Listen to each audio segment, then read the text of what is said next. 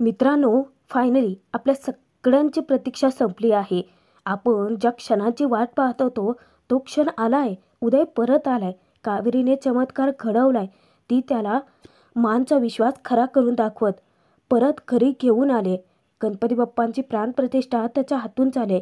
सोबतच आता सगळ्यात मोठ्या रहस्याचा उलगडा होणार आहे की कावेरी उदयची खरी बायको नाहीच आहे. परंतु आता तुम्हाला एक कोडं तर पडलं असेल की कावेरी नक्की उदयपर्यंत पोहोचली कशी. गुंडांच्या तावडीतून कावेरीने उदयला कसं सोडवलंय. ती कायमचं घर सोडून जात असताना अचानकच ढोल ताशांच्या गजरात गणपती बाप्पाच्या आगमनासोबतच उदयला सगळ्यांच्या समोर कशी घेऊन येते बघणार तर आहोतच. त्यासाठी बघूयात मग कोण होतीस तू, काय झालीस तू मालिकेचा आजचा 26 ऑगस्टचा धमाकेदार भाग.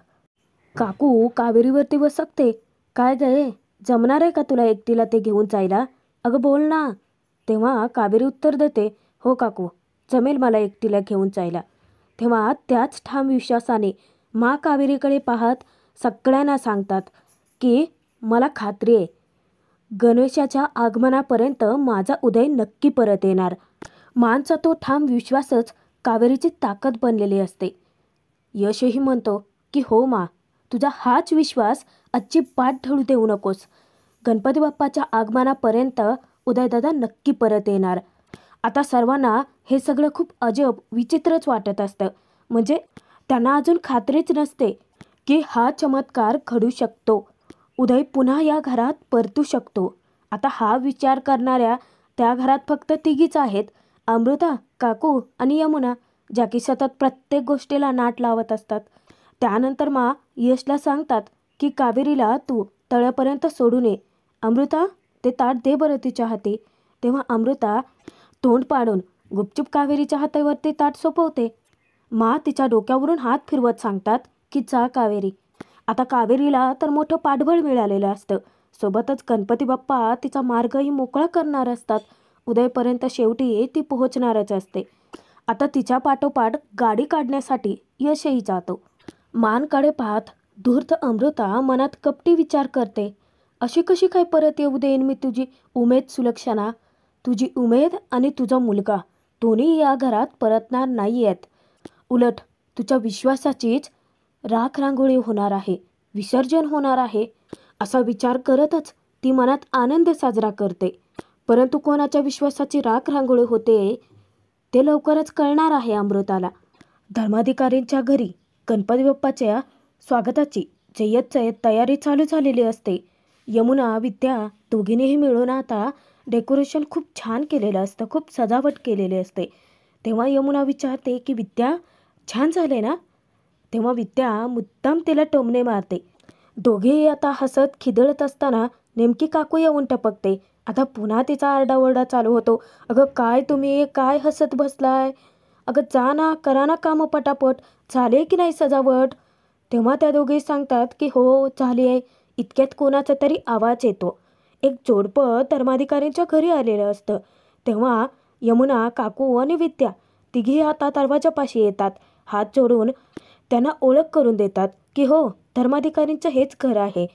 तेव्हा ते उदयचा पोस्टर दाखवत विचारतात की हे सगळे पोस्टर्स तुम्हीच लावले आहेत का? तेव्हा विद्याला तर धक्काच बसतो. आता तिची बोबडीच वळते. काय बोलावं काहीच कळण्याचं होतं. इतक्यात सुलक्षणाच येतात. मानना ती म्हणते की उदय भाऊजी पोस्टर, एवढे 2च शब्द बोलून ती गप्प होते. तेव्हा मानना वाटतं की बहुतेक उदयबद्दल काही महत्त्वाची बातमी मिळाली असेल तर, आणि आनंदाने त्या दोघांनाही त्या घरात घेतात.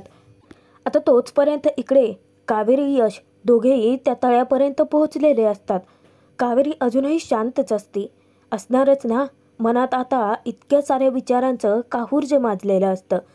तिच्या काऊबद्दल खूप धक्कादायक बातमी जी तिला कळालेली असते. अजूनही कावेरी त्या धक्क्यातून सावरलेलीच नाहीये.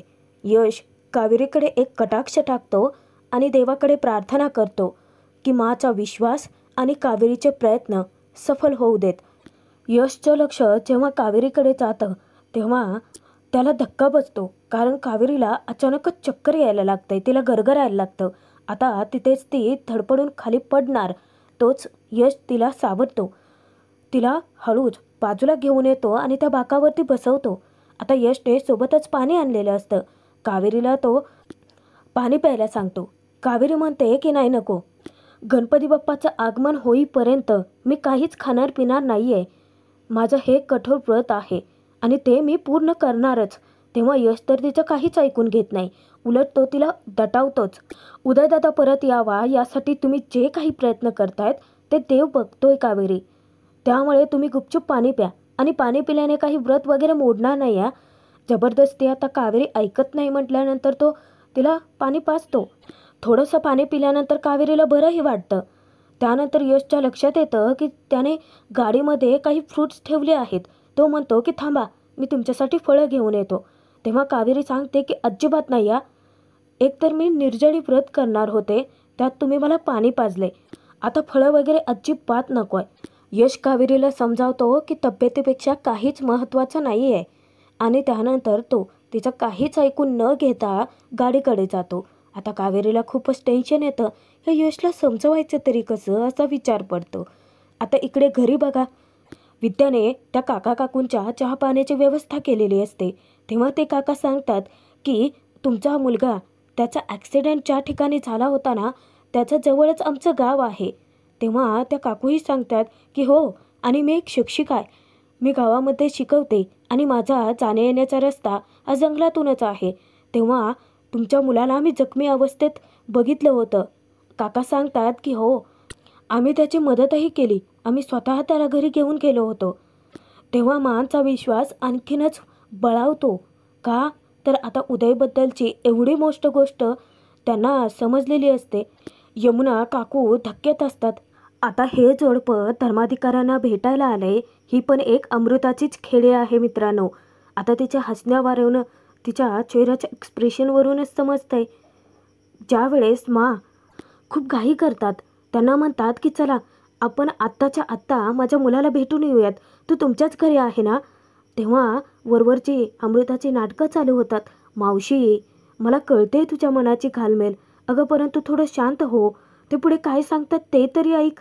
जसं काहीला सगळंच माहिती, म्हणजे माहिती असणारच आहे, कारण शेवटी तिनेच पाठवलं यांना. तेव्हा ते जोडपं मानना धक्कादायक बातमी देतं की हे बघा, अहो तुमचा मुलगा आमच्यासोबत आमच्या घरी होता. आम्ही त्याची खूप व्यवस्था केली होती. पण अचानक तो घर सोडून निघूनच गेला की. विचारतात की निघून गेला म्हणजे कुठे गेला, तुम्हाला माहिती आहे का काही. ते काका आता सगळ्यात मोठा धमाका करतात की आणि काही दिवसानंतर आम्हाला बातमी कळाली तो गेल्याची. ते वाक्य ऐकूनच माचं काळीच पिळवटून निघतं. विद्याच्या पायाखालची जमीन हादरते.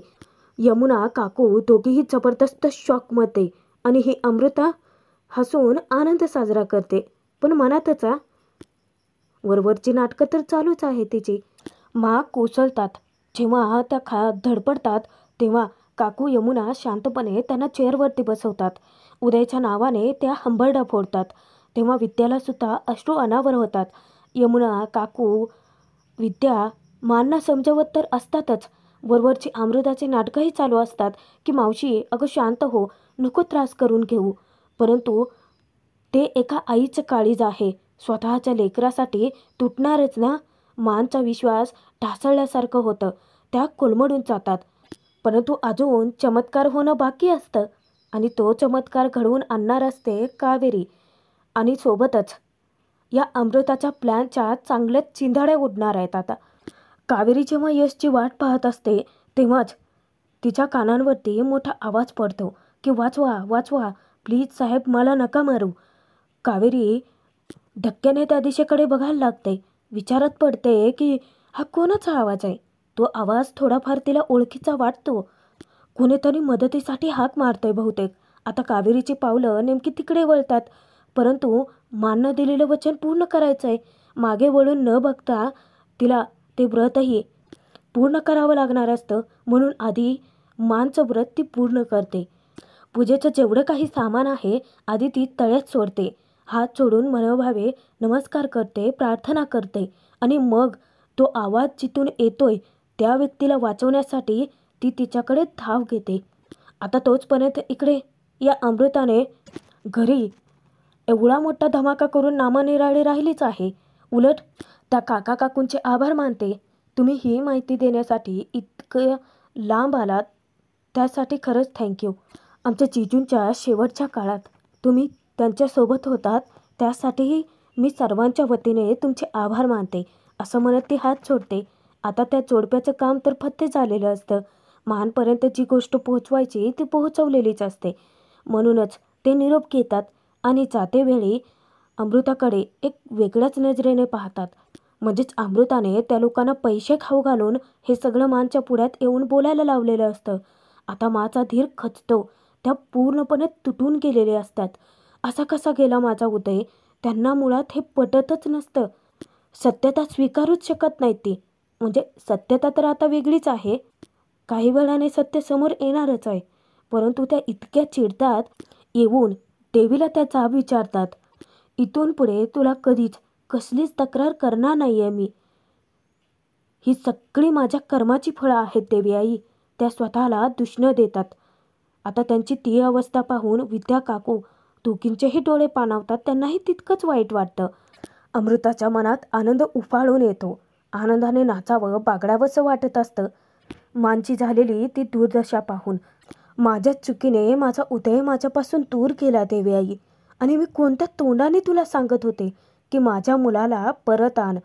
ही सगळी माझी चूक आहे. या सगळ्याला मी जबाबदार आहे असं म्हणत मा स्वतःलाच कोसतात, स्वतःलाच दोषी समजतात. आज फक्त माझा उदय माझ्यापासून या घरापासून दूर गेलेला नाही आहे ग, तर या घराण्याचा वारच दूर केलाय. माझ्या चिकूचा बाप त्याच्यापासून दूर गेलाय. धर्माधिकारी कुटुंबियांना असं रडताना पाहून अमृताला जणू स्वर्गसुखच मिळत असतं. तिला जे हवं तेच घडत असतं. माझ्या यशने, यमुनाने त्यांचा भाऊ गमावला. या सगळ्याला जबाबदार मी आहे. मी त्यांची गुन्हेगार आहे. यमुना काकूंचा सुद्धा थेर खचतो. आता त्या चौघेही उदयच्या नावाने हंबरडा फोडतात. या गुन्ह्याची मला शिक्षा मिळायला हवी आहे. मानचं तत्व एकच असतं, गुन्ह्याला माफी नाही, मग तो कोणी का असेना. अमृताने बराबर ट्रॅप रचलेला असतो. कारण तिला मानना ते घर सोडून जायला भाग पाडायचं असतं. परंतु होऊ शकत नाही अमृता. कारण सत्याच्या पाठीशी नेहमी देव उभा असतोच. आणि मा खरे आहेत. त्यांचं मातृत्व पणाला लागलंय. माननी देवीच्या पुढे जे वचन घेतलेलं असतं अगदी त्या तसंच करतात. स्वतःला त्या भयंकर शिक्षा देतात. या माझ्या घरातून, या संसारातून मी आज कायमचा संन्यास घेते असा निर्णय जेव्हा ते ऐकवतात तेव्हा सर्वांच्या पायाखालची जमीनच सरकते. कारण मानचं तत्व चांगलंच माहिती असतं. त्या जरी चुकल्या तरी त्या स्वतःलाही तितकीच भयंकर शिक्षा करणार. अमृताच्या मनात आनंदाच्या लाटाच तरंगत असतात. कारण ती तिच्या प्रत्यक्ष डोळ्यांनी पाहत असते तिचा हेतू साध्य होताना. मा अगदी निशब्द होऊन जातात. कोणाचं काही ऐकून न घेता देवीसमोर येऊन शेवटची देवीची पूजा करतात. तिच्या अंगावरती फुलांची उधळण करतात. हात जोडून सांगतात की देवी आई, माझा तुला अखेरचा नमस्कार. ते ऐकून तर यमुना काकू, विद्या तिघींचाही जीव अगदी कंठाशी आलेला असतो. तोचपर्यंत शेवटी गणपती बाप्पाने चमत्कार घडवला आहे. कावेरी उदयपर्यंत पोहोचते.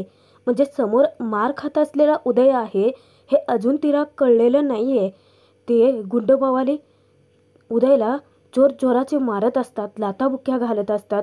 कावेरी त्यांना समजावते की अहो असं का मारताय त्यांना. आता तो गुंड तिच्यावरतीच खेकचतो. ए तुझं काय ग, चल जा इथून. कावेरी आता आपला पदर खोचते. कारण या मावाल्यांना माहीत नाही आहे बंगा कोणाशी घेत आहेत ते. आणि तिथेच कडेला पडलेली असलेली एक काठी उचलून त्या गुंडांना चांगलाच बदलून काढते. आता इकडे घरी लाडू डब्यामध्ये भरत असताना विद्याचं मनच मानायला तयार नसतं की ते काका काकू जे म्हणाले त्यात काही तथ्य आहे. तिच्या आतून तिचा आवाज, तिचं मन, तिचं हृदय तिला हेच सांगण्याचा प्रयत्न करतं की ते सगळं खोटं आहे. उदय जिवंत आहे आणि कावेरी नक्की त्याला परत आणणार. देवाकडे त्या प्रार्थना करतात, विद्या वहिनी, देवा गजानना उदय भाऊजींना सुखरूप ठेव आणि कावेरी वहिनींना यश मिळू देत दोन्ही अर्थाने. आता अर्थ काय लक्षात आलेच असेल तुमच्या. विद्याची प्रार्थना फळाला आलेलीच असते. कारण कावेरी उदयपर्यंत पोहोचले ना. रूममध्ये प्रवेश करतात. रूमचा दरवाजा लॉक करून घेतात. परंतु आजपर्यंत तेवढ्याच ठाम विश्वासाने माझा मुलगा परत येणारी ही आई आज पूर्णतः खचून जाते. त्या ट्रॉमामधून त्या बाहेर पडतच नाहीत. मानने जो काही साज शृंगार केलेला असतो, इतक्या छान नटून तटून पूजेसाठी तयार झालेले असतात, त्या सगळा शृंगार उतरवत असतात. एक एक शृंगार उतरवत असताना एक एक घाव त्यांच्या मनाला बसत असतो. बाहेरून विद्या, यमुना, काकू कळकळीने ओरडत असतात. त्यांना समजावण्याचा प्रयत्न करत असतात. आणि त्यांच्या पाठीमागे थांबलेली अमृता धर्माधिकारींच्या घरात होणारा तमाशा पाहून मजा लुटत असते. धर्माधिकारींना उद्ध्वस्त करायचं स्वप्न बाळगून आलेली ही अमृता आता स्वतःच लवकरच उद्ध्वस्त होणार आहे. जेव्हा कावेरी तणक्यात वाजत गाजत उदयला परत घेऊन येता क्षणी तोचपर्यंत कावेरी त्या कुंडांची जबरदस्त धुळाई करत असते. उदयला वाचवण्याचे तिचे पूर्ण प्रयत्न चालू असतात. घरी सर्वजण जीवाच्या आकांताने ओरडून मानना दरवाजा उघडायला सांगत असतात. परंतु कोणाचीही हाक त्यांच्या कानांपर्यंत पोहोचतच नसते. कारण त्या अगदी दगडासारखे झालेले असतात, कठोर आणि निशब्द. आता कावेरी पडलेल्या उदयला उठवणार तेव्हाच एक गुंड येतो. तिचा हात ओढून तिला मागे ढकलतो. तोचपर्यंत दुसरा उदयला आता पकडून बाजूला घेऊन जातो. यमुना, विद्या अगदी जीवाचं रान करून ओरडत असतात, समजावण्याचा प्रयत्न करतात, दरवाजा ठोठावत असतात. आणि इकडे आता तर स्वतःचं मंगळसूत्रसुद्धा काढतात. अगदी लंकेची पार्वतीच बनतात. स्वतःचं ते मंगळसूत्र आपल्या उराशी कवटाळून धरतात. मनातून यातना तितक्याच होतात, त्रासही तितकाच होतात. परंतु देवीसमोर वचन घेतलं होतं ना, ते तर त्या पूर्ण करणारच. अगदी कोणत्याही परिस्थितीतच. स्वतःचा चेहरा स्वतःच आरशामध्ये पाहत त्या श्लोक गायला सुरुवात करतात. मनात वांचिरे तू पूर्व संचित केले, तया सारिके भोगणे प्राप्त झाले. जसं काही या श्लोकातून स्वतःच्या चुका स्वतःला त्या दाखवून देण्याचा प्रयत्न करतात. कावेरीने आता त्या कुंडांना चांगलं धुतलेलं असतं. ते सगळेजण पळून तर जातात, परंतु एक कुंड जबरदस्ती कावेरीच्या नजरेसमोरच उदयला त्या तऱ्हेत ढकलून देतो. कावेरीच्या काळजाचा ठोका चुकतो. मोठ्याने ती ओरडते की अरे, तोचपर्यंत मोठा अनर्थ घडलेलाच असतो. कावेरी जेव्हा धावत त्या माणसाजवळ येते, म्हणजेच उदयपाशी, तेव्हा उदय जीवाची भीक मागत असतो. मोठ्याने ओरडत असतो की वाचवा वाचवा आम्हाला. आता घरी माननी पांढरी फटक साडी नेसलेली असते. सतत श्लोक गाऊन स्वतःच्या मनाला त्रासच करून घेतात त्या. धर्माधिकारी घराण्याचा शेवटचा निरोप घेत असताना स्वतः त्या श्लोक म्हणतात. देह त्यागिता कीर्ती मागे उरावी, मना सज्जना हेची क्रिया धरावी, मना चंदनाचे परित्वाजी जावे, परी अंतरी सज्जना निववावे. इकडे तोचपर्यंत घरी श्रीकांत येतात. आता आरडाओरडा ऐकून त्यांना धक्का बसतो. ते येऊन विचारतात की काय झाले. तेव्हा यमुना सांगते की बाबा सांगा ना, मला दरवाजाच उघडत नाही आहे. ते धक्क्याने विचारतात की काय, परंतु मंडळींनी दरवाजा का लावून घेतलाय. तेव्हा घडला सगळा प्रसंग विद्या त्यांच्या कानांवरती घालते की बाबा, एक म्हातारं जोडपं आलं होतं आणि त्यांनी उदय गेल्याची बातमी दिली. तेव्हा माननी देवीसमोर मोठी शपथ घेतली की या घर आणि त्यांचा हा संसार सोडून कायमचा त्या संन्यास घेतील. उदयबद्दल बातमी ऐकून आता तर श्रीकांतसुद्धा कोसळतात. ते कोलमडणार तर काकू, यमुना, विद्या तिघेही त्यांना सावरतात. इतक्यातच पांढरी फटक साडी नेसून बाहेर आलेले असतात. त्या अवस्थेत त्यांना पाहता क्षणी सर्वजण हादरतात. श्रीकांत जीवाच्या आकांताने समजावण्याचा प्रयत्न करतात. मंडळी, प्लीज असं नका करू. हे बघा, सगळं कळलंय मला. तेव्हा हात जोडून मनावर दगड ठेवून श्रीकांतला सांगतात की पुढचे 7 जन्म आणि माझ्या या जन्मात शेवटच्या श्वासापर्यंत तुम्हीच माझे पती असाल. परंतु मला माफ करा. या जन्मात मी माझा पत्नी धर्म प्रायचित्त घेते माझ्या चुकीचं. परंतु याची झळ मात्र तुम्हा सगळ्यांना बसते, मला कळतंय. परंतु मी शब्द दिला होता अहो. जर का गणपती बाप्पाच्या आगमनापर्यंत माझा उदय घरी परत आला नाही, तर हे घर सोडून मी निघून जाईन कायमचं. धर्माधिकारींच्या कुटुंबावरती सर्वात मोठा आघात होतो. परंतु कावेरी असं विचित्र भयंकर काही घडूच देत नाही. लवकरच या कपटी कारस्थानी अमृताच्या आनंदावरती विरजण पडणारच असतं. हा भाग इथेच संपतोय. पुढील भागात बघूयात. मा कोणाचं काहीच ऐकून न घेता घर सोडून निघून जात असतानाच घरातल्यांना त्या थांबून सांगतात, जिथे माझा मुलगाच जिवंत नाही आहे तिथे या सगळ्या सुखसोयींचा काय उपयोग. आता दरवाजाबाहेर एक पाऊल टाकता क्षणी वाजत गाजत ढोल ताशांच्या गजरात कावेरी गणपती बाप्पांना घेऊन आलेली असते. आणि सर्वात मोठा धमाका तर तेव्हा येतो जेव्हा यश उदयला सर्वांच्या समोर आणतो. माच्या काळजाचा ठोका चुकतो. धावत येऊन एक आई आपल्या लेकराला बिलगते, त्याच्यासाठी हंबरडा फोडते. सर्वांच्या डोळ्यांवरती तर विश्वासच बसत नसतो की त्यांचा उदय त्यांच्याकडे परत आलाय. फायनली आपल्या सगळ्या प्रेक्षकांची प्रतीक्षासुद्धा संपली. आता मा जेव्हा उदयला गणपती बाप्पाच्या समोर घेऊन येतात, कावेरीचा हात त्याच्या हाती देत असताना त्या सांगतात की तुझ्या बायकोने शब्द खरा करून दाखवला. तेव्हा उदय कावेरीचा हात झटकून लावत सगळ्यात मोठा बॉम्ब आत्ता फोडतो की ही ही माझी बायको नाही आहे. तेव्हा मा धक्क्याने कावेरीकडेच पाहत राहतात. आता रहस्याचा मोठा उलगडाही होणार आहे. तिथून मालिकेची नक्की समीकरणं कशी बदलणार आहेत पाहणं तितकंच मनोरंजक ठरणार आहे.